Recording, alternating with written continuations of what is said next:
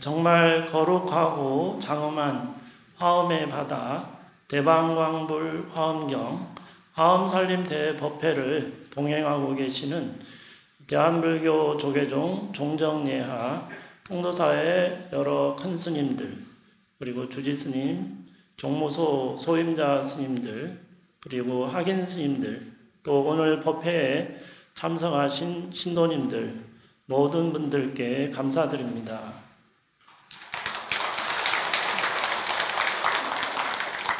우리나라에는 좋은 절들이 참 많습니다. 그리고 또 세계에서도 좋다는 캄보디아, 앙코르와트나 또 태국이나 미얀마나 세계적으로 참 좋은 절도 많은데, 그 중에서도 어느 나라를 다 다녀봐도 이 통도사만한 곳이 없다, 이런 생각을 하게 됩니다. 규모나 또는 아름다운 면에서나 또 정멸보궁, 부처님 사릴, 진신사리를 모시고 계시는 불보사찰이기도 하고, 그래서 여기는 언제나 참 극락 같은 곳이다, 이런 생각을 하게 됩니다. 아시다시피 통도사는 조선시대의 한성지안 스님, 그리고 근현대의 경허 스님, 만공 스님, 하남 스님, 용성 스님 등 우리가 알고 있는 큰 스님들이 이곳에서 정진을 하셨습니다. 이렇게 훌륭한 통도사에서 전국의 큰 스님들을 모셔서 이 화엄살림 대법회를 이렇게 큰 화엄경을 배울 수 있는 그것은 참 큰 행복이고, 모든 사부대중들에게 큰 박수를 보내주시면 감사하겠습니다.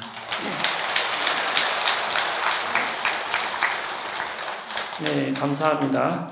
오늘 제가 맡은 부분은 화엄경 45권 32품 보살 주처품입니다.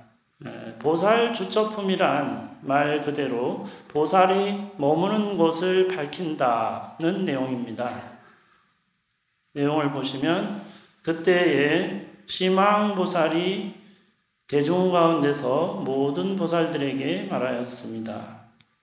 글자여, 동방에 선인산이 있으니 옛적부터 그곳에 있었으며 지금은 금강승 보살이 그의 권속 300보살과 함께 항상 그 가운데 있으면서 법을 설하시느니라.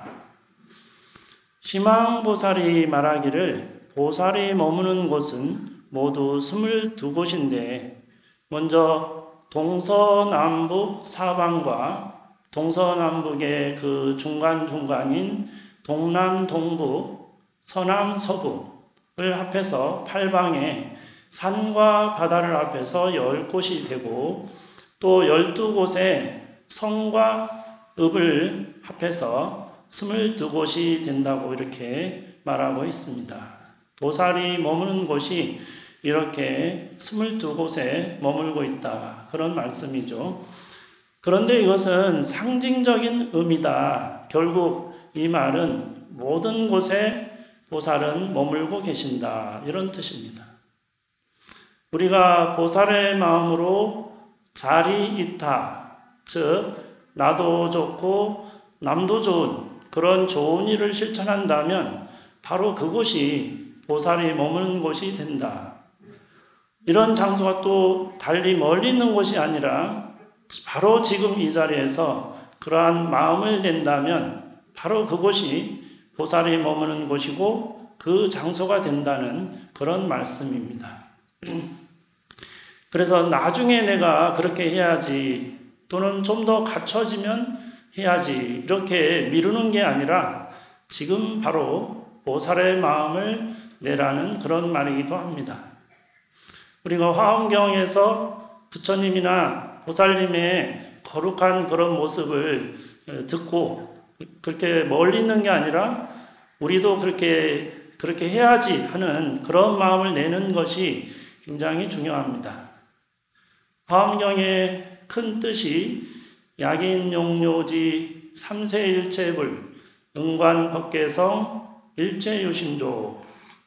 만약 어떤 사람이 3세, 과거, 현재, 미래의 모든 부처님을 알고자 한다면 마땅히 법계의 성품인 마음에서, 모든 것이 마음에서 지어진 것임을 알아야 된다. 그러니까 결국은 화엄경에서 중점적으로 말씀하고 계신 것은 마음이다. 일체 유심조다. 모든 것은 마음 먹기 달렸다. 이런 마음을 주제로 화엄경에서 설하고 계신다. 이것을 아시면 좋을 것 같습니다. 일체 유심조다. 모든 것은 마음 먹기 달렸다. 컵에 그 물이 반이 있다고 할 때 어떤 사람은 물이 반이나 있구나 하고 넉넉한 마음을 보게 되고, 또 어떤 사람은 물이 반밖에 없다 이렇게 보게 되기도 하죠. 그러니까 마음 먹기 달라서 똑같은 현상인데 다르게 보는 것이죠. 그래서 화엄경에서는 마음을 잘 써야 된다. 일체유심조다. 세상을 어떻게 볼 것이냐, 그것은 각자의 판단이고, 그런 내용입니다. 그래서 이 한마음을 표현한 것이 법성계에도 있습니다. 화엄경을 요약한 것이 법성계인데, 여기에 보면 일중일체 다중일, 일즉일체 다적일, 하나 속에 모두가 있고 여러 개 속에 하나가 있어. 하나가 곧 모두이고 모두가 곧 하나다. 이런 말씀이죠. 일미진중 한시방, 일체진중 여겨시. 하나의 먼지 가운데 시방 세 개가 다 머물러 있고 모든 먼지마다 시방 세 개가 다 들어있다. 무량원거 즉일념, 일념 즉시 무량거. 한량없는 시간이 한 생각이고 한 생각에 한량없는 시간이다. 이런 말씀입니다. 이에 관련해서 경봉 큰 스님 말씀을 바탕으로 한번 살펴보겠습니다. 경봉 큰 스님 잘 아시죠? 네. 근심을 푸는 곳, 해우소를 처음 쓰신 분이시고, 못 찾겠다 꾀꼬리, 조용필과 인연이 있는 그런 분으로 잘 알려진 분입니다. 또 사바세계를 무대로 멋지게 살다 가라 이런 말씀과 야반상경의 대문 빗장을 만져보라 이런 말씀으로 잘 알려진 큰 스님이시죠. 통도사 극락암에 30여 년간 계시면서 전국의 수많은 사람들에게 좋은 가르침을 주셨던 선지이셨는데, 모든 것이 마음의 작용이니 마음 하나 잘 써야 하는데 마음 하나 잘 쓰기가 쉽지 않다. 온전한 마음으로 삼매를 닦는 자는 현세에 항상 10가지 이익을 얻는다고 한다. 삼매라는 말은 고유할 정자 정이라고도 하는데, 정이라고 하는 것은 가만히 있어서 아무 생각이 일어나지 않는 것을 말합니다. 그래서 항상 삼매를 닦고 마음에 잡생각이 하나도 없으면 정에 들어갑니다. 현세에 항상 수행을 해서 삼매를 닦아 나가면 10가지 이익이 있다고 했는데, 이 중에서 몇 가지만 한번 살펴보겠습니다. 첫째, 마땅히 재불보살에 혼념하는 바가 된다. 항상 선정을 닦고 수행을 해서 삼매 중에서 내 마음을 단련하면 모든 부처님과 보살님의 보살핌을 받는다. 두 번째, 모든 마구니와 악기의 침노를 입지 않고 또 내가 악기와 마구니의 공포증을 가지지 않는다. 마음을 맑게 쓰고 바르게 쓰고 깨끗하게 쓰는데 악마가 거기에 붙을 수가 없다. 세 번째, 정법을 비방해서 하찮은 업장을 받을 일이 있더라도 그 업장이 점점 가늘어진다. 네 번째, 모든 열의 경계가 나타난다. 수행을 잘해서 하찮은 마음이 뚝 떨어지면 된다. 하찮은 마음을 가지고 있으면 열의 경계가 나오지 않는다. 그래서 수행을 열심히 삼매에 들라는 것이다. 다섯째, 멀리 근심하고 뉘우치는 것을 다 떠나서 생사고락에도 용맹스러워져서 겁냄이 없다. 우리가 태어나서 늙고 병들고 죽는 이 생로병사를 겁내지 말고 용맹정진해야 된다. 내 마음이 부처님과 같은 마음으로서 망상 없는 마음, 어둡지 않은 마음, 착한 마음, 거기서 나온 것이니 이것으로서 내가 앞으로 정진하면 모든 불보살님이 나를 옹호해주고 보살펴 줄 것이다 하고 믿어야 된다. 여섯째, 그 마음이 부드럽고 온화하며 교만함을 버려서 다른 사람들에게 수고를 끼치지 않는다. 화합하는 가운데서 모든 것이 다 잘 된다. 사람의 마음은 부드럽고 온화하고 착하고 순한 데에서 모든 것이 다 잘 된다. 이것은 바로 불자의 기본인 유화선순이다. 유화선순이란 말은 개초심 학인문에도 나오는 내용인데 부드럽고 온화하고 착하고 순한 것이다. 이것은 바로 자비심이죠. 그래서 자비무적이다. 자비가 있는 곳에는 적이 없다. 이런 이야기를 합니다. 이와 관련해서 이제 좋은 식구가 있는데 같이 이제 공유를 하도록 하겠습니다. 성안내는 그 얼굴이 참다운 공양구요. 네, 부드러운 말 한마디 미묘한 향이로다. 깨끗해 티가 없는 진실한 그 마음이 언제나 한결같은 부처님 마음일세. 네, 좋습니다. 네, 이런 것이 우리 불자들의 모습이 아닌가 싶습니다.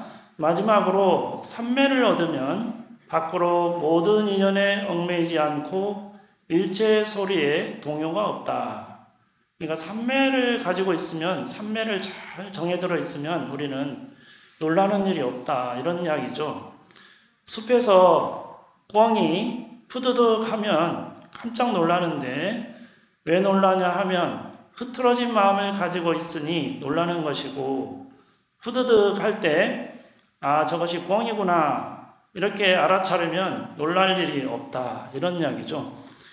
정신일도 하사불성, 정신을 하나로 모으면 하지 못할 일이 없다. 정신 집중을 하면 모든 일을 잘 하게 된다. 그러니 평상시 잡생각하지 말고 삼매에 들면 이로운 점이 많다. 정신의 집중과 의지의 중요성을 이야기하는 그런 내용입니다. 자, 다음 방하착이죠. 방하착. 내려놓아라. 선종에서 이렇게 자주 말씀하시는 내용인데 당나라 때 조주선사와 관련된 그런 내용입니다. 하루는 조주선사에게 어떤 스님이 찾아와서 한 물건도 가져오지 않았을 때는 어떻게 해야 합니까? 이렇게 질문을 했습니다. 조주선사는 방하착, 내려놓아라 이렇게 하셨다는 거죠. 그때 스님께서는 또 질문을 합니다. 한 물건도 가져오지 않았는데 도대체 무엇을 내려놓으라는 말씀입니까? 이렇게 다시 하자 조조선사는 착득거 하라, 짊어지고 가라 이렇게 하셨다는 거죠. 이 선문답 그 방하착에서 이 방하착은 마음속의 번뇌와 집착하는 것을 내려놓아라 이런 의미이죠. 착득거는 그냥 그대로 가지고 가라 이런 말씀입니다. 이것은 이제 불교 수행에서 우리가 가지고 있는 집착을 내려놓고 마음의 자유를 추구하라, 이런 내용입니다. 우리는 참 많은 것을 가지고 있고 내려놓지 못하기 때문에, 집착을 내려놓지 못하기 때문에 힘든 일이 많이 있습니다. 이와 관련된 또 다른 일화가 전해지고 있는데, 한 스님이 이 가파른 절벽을 지나고 있었습니다. 그런데 이제 그 밑에서 사람 살려 하고 이렇게 아주 간절하게 이야기하는 게 들려서 가만히 내려다보니 앞을 못 보는 장님이 가지를 잡고 있으면서 매달려서 살려달라는 거였죠. 스님이 가만히 보니까 낭떠러진 줄 알았는데, 그 손을 놓으면 바로 이게 바닥에 닿는 가까운 곳에서 그렇게 하고 있더라는 거예요. 그래서 스님께서 그 잡고 있는 손을 놓으시오, 이렇게 했다는 거예요. 그런데 이 장님은 보이지 않으니까 그냥 끝까지 힘을 주고 막 매달려 있는 거예요. 그래서 시간이 오래돼서 힘이 빠져가지고 저절로 이렇게 놓게 되었을 때 안전하게 이렇게 딱 내려앉았다는 그런 얘기인데, 여기서 우리가 생각해 볼 수 있는 것은 우리도 마찬가지다. 우리도 쓸데없는 집착, 많은 것을 가지고 놓지를 못하고 있다, 이런 이야기죠. 불필요한 집착을 딱 내려놓으면 우리는 편안하게 될 텐데, 그걸 놓지 못하기 때문에 살면서 힘들다, 이런 이야기를 보여주고 있습니다. 자, 한번 합장해 보실까요? 화엄경에 나오는 입법계품에 나오는 내용입니다. 찰진 10년 가수지 대중수 가음진 허공가량 풍각에 무릉진설 불공덕나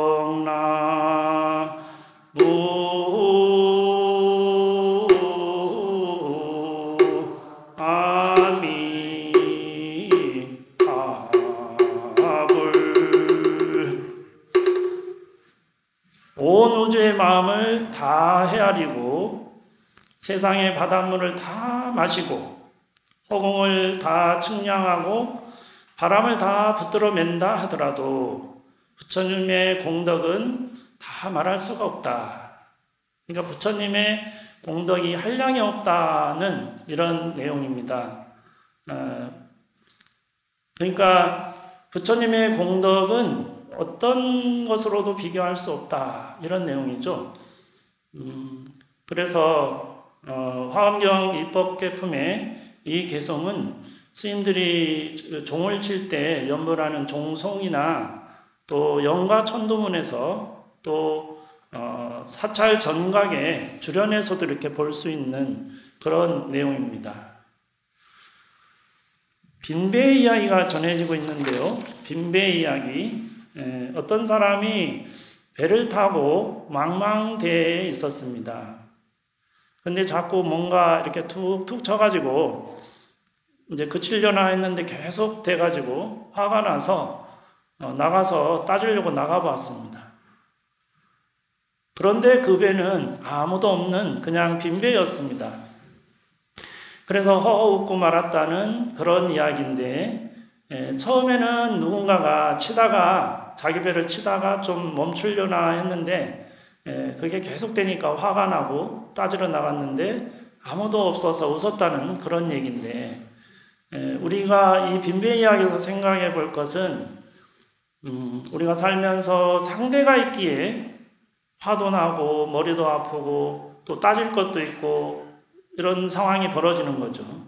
상대가 없다면 아무것도 없는 것이죠. 이 상대가 있기 때문에 우리가 골치가 아프고 그런 것이죠.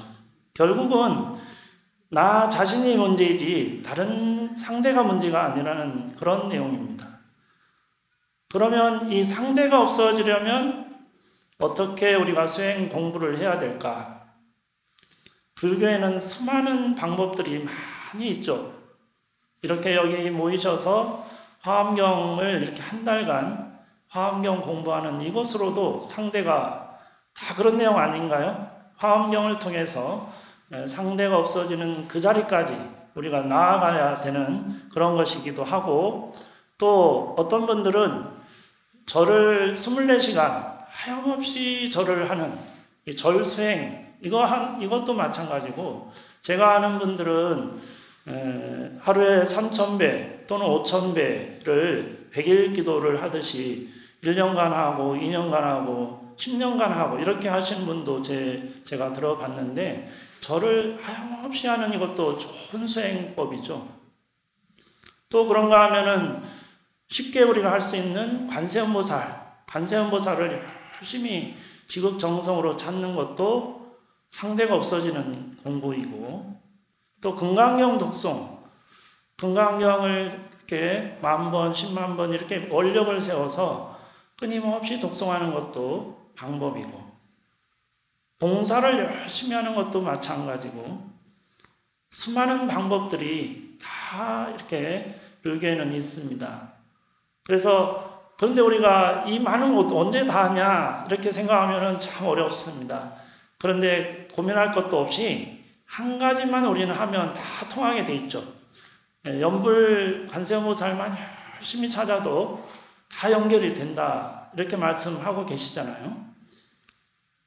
그래서 결국은 화엄경이나 금강경이나 반야심경이나 모든 경전에서 말하고 있는 것은 하나를 말하고 있는데, 하나가 뭘까요? 마음이죠. 일체유심조입니다.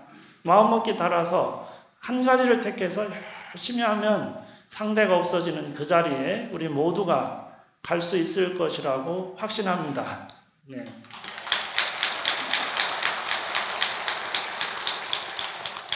그래서 우리가 이런 공부를 수행을 해 나갈 때 어떤 마음을 가지고 하느냐, 이것도 참 중요할 텐데, 그것은 목적지가 아직 한참 멀었다 하고 갑갑해 하거나, 허덕이는 아직까지 저까지 가려면 너무 멀다, 그런 부족한 마음, 이런 것을 가질 게 아니라 이미 우리가 이루어 놓은 것들, 이미 충분히 우리가 이루어 놓은 그런 것을 잘 생각하면서 충분히 누리면서 나가면 됩니다. 자, 잠시 허리를 쭉 펴시고요. 어깨 힘을 쭉 빼고 호흡을 한번 해보시겠습니다. 숨을 편안하게 들이쉬고 내쉬고 하면서 그동안 내가 살면서 열심히 해놓은 것들을 한번 생각해 봅니다. 이미 이루어 놓은 것들이 뭐가 있는지, 얼마나 많은지 충분히 한번 편안하게 생각을 해 보십니다. 직장 생활도 우리가 많이 했고 잘했고, 아이들도 잘 키워놨고, 부모님도 잘 모셨죠. 가족들 건강도 잘 챙겼고, 그래서 오늘 이 화엄살림법회에 참석을 했고, 이렇게 내가 이루어 놓은 것들이 얼마나 많은지 감사를 하면서 수행 정진을 하다 보면 상대가 없는 그런 마음 공부가 될 것입니다. 예전에 수행 정진을 잘 하신 스님의 오도송, 깨닫고 나서 이렇게 개송을 읊은 오도송을 한번 보겠습니다. 진일심춘 불견춘 망해 답변 농두운 길에 소염매화후 춘제지도 20분.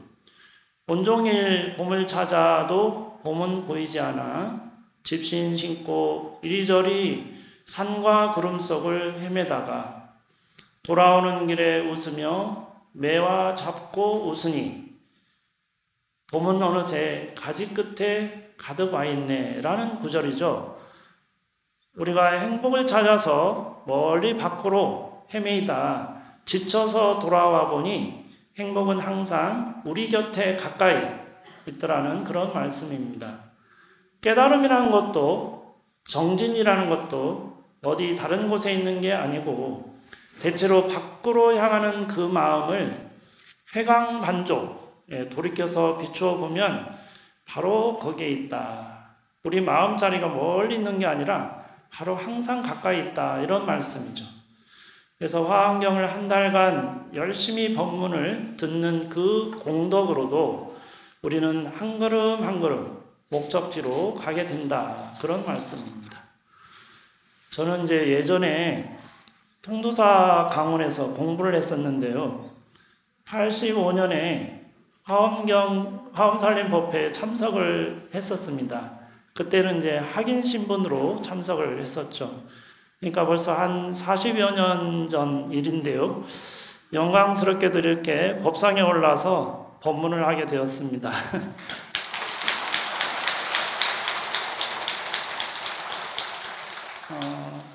그때 그 종범 스님께서 멍텅구리라는 법문을 하셨는데 아직도 기억에 남아 있습니다. 멍텅구리 한번 들어보시겠습니다. 멍텅구리 멍텅구리 모두가 멍텅구리 온 곳을 모르는 그 인간이 갈 곳을 어떻게 안단 말가 온 곳도 갈 곳도 모르느나 그것도 저것도 멍텅구리 멍텅구리 올 때는 빈손에 왔으면서 갈 때 무엇을 가져갈까 공연한 탐욕을 부리느나 그것도 저것도 멍텅구리 멍텅구리 100년도에 더 있습니다. 100년도 못 사는 그 인생이 1000만년 죽지를 않을 것처럼 끝없는 걱정을 하는구나. 그것도 저것도 멍텅구리 멍텅구리. 그러니까 우리가 아무리 똑똑하다 해도 결국은 자기 자신을 알지 못하는 모두가 멍텅구리들이다라는 그런 말씀이죠. 네. 그래서 경본 큰 스님은 공부를 제대로 하려면 바보가 되거라 이런 말씀을 자주 하셨다고 합니다. 그 이유는 세상에서 사람 노릇을 제대로 하려면 여기는 이제 보니까 보살님들도 많은데 학원도 알아봐야 되고 또 봄나들이도 가야 되고 하고 싶은 게 많지만 그러다 보면 공부를 제대로 집중하기가 어렵다. 그래서 바보처럼 다 놓고 챙기지 않고 묵묵히 공부만 해야만 생사대사를 해결하지 않겠냐 이런 말씀이죠. 그래서 우리가 정말 공부를 하려면 사람 노릇 하려고 하지 말고 한평생 안 나왔다 생각하고 바보처럼 공부만 열심히 하는 그렇게 하면 생사대사 해결할 수 있다 이런 말씀입니다.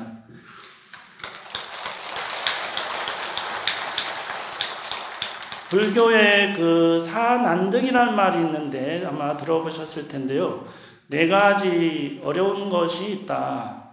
그것이 뭐냐 하면 인신난득, 장부난득, 불법난봉, 위승난행이다. 이런 말이 있죠. 사람 몸 받기 어렵고 사람으로 태어나도 남자 몸 받기 어렵고 남자로 태어나도 장부가 되기 어렵고 장부로 태어나도 부처님 법 만나기 어렵고 부처님 법을 만나도 행하기가 어렵다. 이런 구절이 있습니다. 그래서 우리는 그 어렵다는 사람의 몸을 받고 태어났지만 참으로 참다운 실천 행하기가 어렵다. 이렇게 했습니다. 또 이런 말이 있습니다. 차신무량 금생도 갱대하생 도차신. 이제 이 몸 금생에서 제도하지 못하면 다시 어느 생을 기다려 제도하겠느냐 이런 구절이 있죠. 그러니까 참 다행이고 다행이다 이런 마음으로 우리가 좀 열심히 정진하는 그런 마음을 각오를 이번 생에 내가 마음 공부를 마무리해야 되겠다 하면서 이렇게 화엄경 공부 열심히 이렇게 하면 좋겠습니다. 탐진치 삼독과 개정의 사막을 들어보셨죠? 탐진치가 우리가 살면서 탐욕과 성냄과 어리석음이 참 많습니다. 그런데 이것을 어떤 수행으로 다스려야 될까요? 방금 설명드린 사막으로 다스리게 되죠. 탐욕은 우리가 탐욕 때문에 참 살면서 여러 가지 어려움이 많죠. 그런데 이 탐욕은 계율을 지키는 것으로 탐욕이 다스려지는 거죠. 탐욕은 계율을 잘 지키면서 다스린다. 그럼 화내는 거, 성내는 거, 진심은 어떤 것으로 이렇게 다스릴까요? 이것은 정에 들어서, 선정에 들어서 화내는 것을 다스린다. 우리가 화내는 거 이거 하나만 평생 화내지 않겠다. 이것만으로 좋은 수행이 될 거라고 생각이 드는데 그것은 선정을 자주자주 선정에 들면 화내는 것은 잘 다스린다. 그래서 선정에 들어서 화가 탁 올라오면 어떻게 해야 돼요? 아, 내가 화가 올라오고 있구나. 이렇게 알아차려가지고 얼른 돌려야죠. 그 시간에 부처님은 생각하고 돌려야 되는 거죠. 그리고 치심, 어리석음은 어떻게 없애나요? 어리석음은 이렇게 계율을 잘 지키고 선정에 잘 들면은 지혜가 막 생기는 거예요. 그래서 어리석음은 지혜로서 다스린다.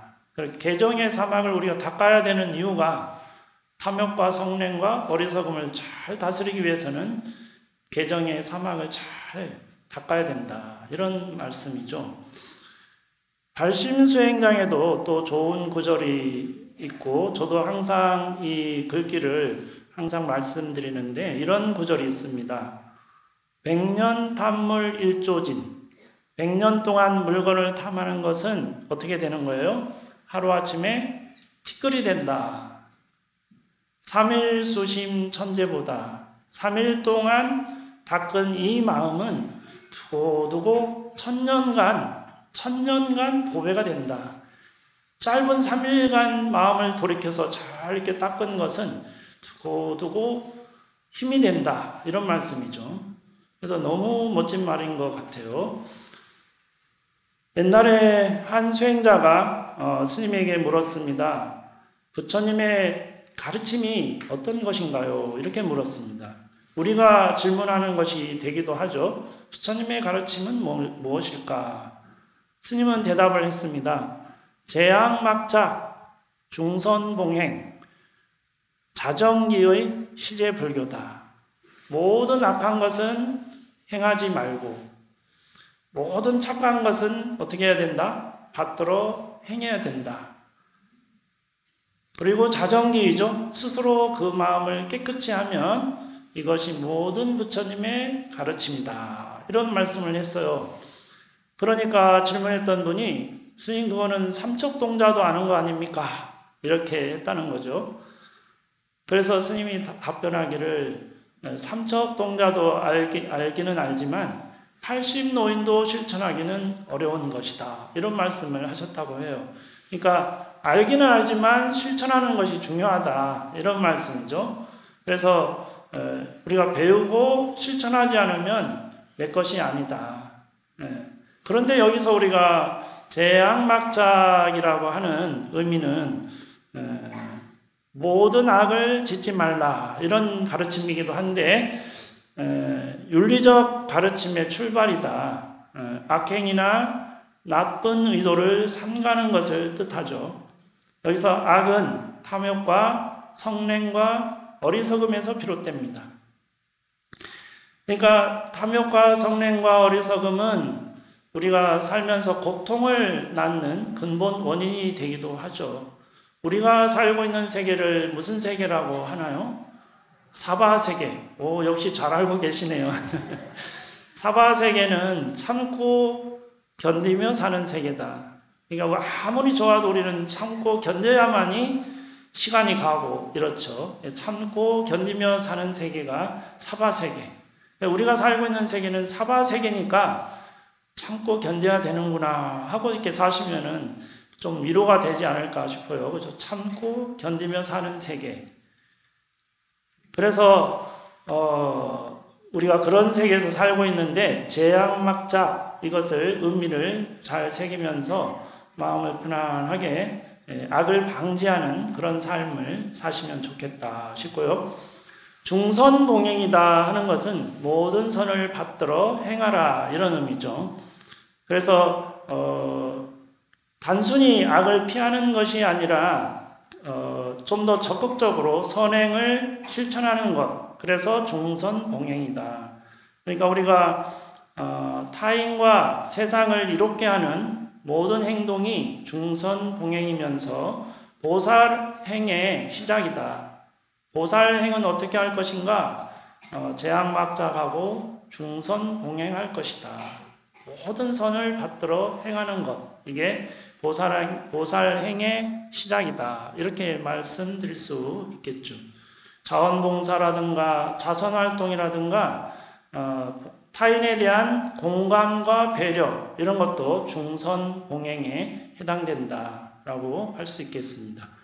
그런데 우리가 여기서 제약막작과 중선봉행은 모든 종교에서 말씀하고 있는 내용인데, 불교에만 있는 것이 뭐냐 했을 때 자정기의죠. 스스로 그 마음을 깨끗이 하는 것, 스스로 그 마음을 돌아봐서 정진하는 것, 이게 불교에만 있는, 어느 종교에도 없는 그런 내용이다 라고 생각하시면 되겠고, 그래서 불교에는 또 자력수행과 타력수행이 있어요. 그래서 근데 가만히 보면 자력수행이 더 뛰어나다고도 할 수 있지만 스스로 닦아서 스스로 이제 극락세계에 가는 거니까. 그런데 이제 타력수행도 마찬가지로 허투루 그냥 대충 해서는 되지 않는 거죠. 열심히 24시간 열심히 해야 타력도 되는 것이죠. 그래서 자력과 타력을 함께 우리가 잘 닦아나가야 된다. 이렇게 말씀을 드리고 설산동자 이야기를 끝으로 마무리를 좀 하려고 합니다. 설산동자. 옛날에 부처님 전생에 보살로 이렇게 수행하던 그런 전생담인데, 설산, 눈 덮인 산에서 깊은 수행을 아주 하고 있었습니다. 설산동자라는 이름으로 사실 때였는데, 이 동자는 항상 진리를 구하고 중생을 구제할 수 있는 깨달음을 얻기를 기대하고 열심히 수행을 하고 있었답니다. 근데 어느 날 이 설산동자가 저 멀리서 개송이 들렸는데 무슨 말이었냐 하면, 재행무상 시생멸법, 모든 행은 무상하니 이것은 생멸의 법이로다. 이게 딱 들려가지고 이제 번쩍 눈이 뜨여가지고 찾아갔어요. 도대체 어떤 분이 이런 말씀을 하시나 해가지고 찾아갔는데, 그분은 바로 아수라가 그 개성을 읊었다는 거예요. 그래서 아수라에게 나머지 뒷구절도 좀 들려달라. 나머지 뒷구절이 궁금한 거예요. 그래서 내가 찾던 그 개성이 여기서 이제 들려서 뒷구절이 궁금해서 들려달라고 하니까 아수라는 사실은 이제 범천이었는데 시험을 하기 위해서 이렇게 이야기를 합니다. 나는 배가 고파서 뒷구절을 말해를 해줄 수가 없다. 나한테 먹을 것을 주면은 내가 뒷구절을 이야기하겠다. 그러니까 이 설산동자가 뭐 드릴 게 아무것도 없는 거예요. 산속에서 있기 때문에. 그래서 내 몸을 보시하겠다 이렇게 한 거예요. 좋다. 그 내 몸을 보시하면 나는 뒷구절을 알려주겠다. 그래, 뒷구절이 뭐냐니까 생멸멸이 정멸유락이다. 생멸이 다할 때 정멸의 즐거움이 있으리라. 이런 말씀을 듣고 딱 그냥 몸을 던졌는데, 아수라 이분은 시험하기 위해서 한 거기 때문에 딱 몸을 그대로 사뿐히 받아가지고 그렇게 됐다는 그런 이제 설산동자로서의 수행하던 시절에 진리를 깨치기 위해서 이 몸을 불사했다는 거죠. 이 몸을 돌보지 않고, 그것은 그 깨달음을 위해서, 그 깨달음은 무엇 때문에? 많은 중생들을 건지기 위해서 그런 이타심. 그러니까 불교는 뭐라고 그래요? 자리이타라고 하죠. 나도 좋고 남도 좋은 그런 길을 가는 것. 이게 보살의 희생정신을 우리가 알 수 있는 그런 대목입니다. 오늘 이 시간은 보살 주처품이었죠. 그래서 우리는 이 화엄경을 중심으로 한 이 화엄살림법회는 부처님의 지혜와 자비를 배우고 실천하는 중요한 수행의 장입니다. 그래서 화엄경의 핵심 가르침은 일체요심조이죠. 마음먹기에 따라 세상은 내가 짓는다. 내가 세상을 바꾼다. 자리이타. 나도 좋고 남도 좋은 그런 실천을 해야 된다. 마음을 청정하게 하고 바로 쓰는 것이 보살의 수행이고 보살에 머무는 것은 마음의 상태와 실천에 달려있다.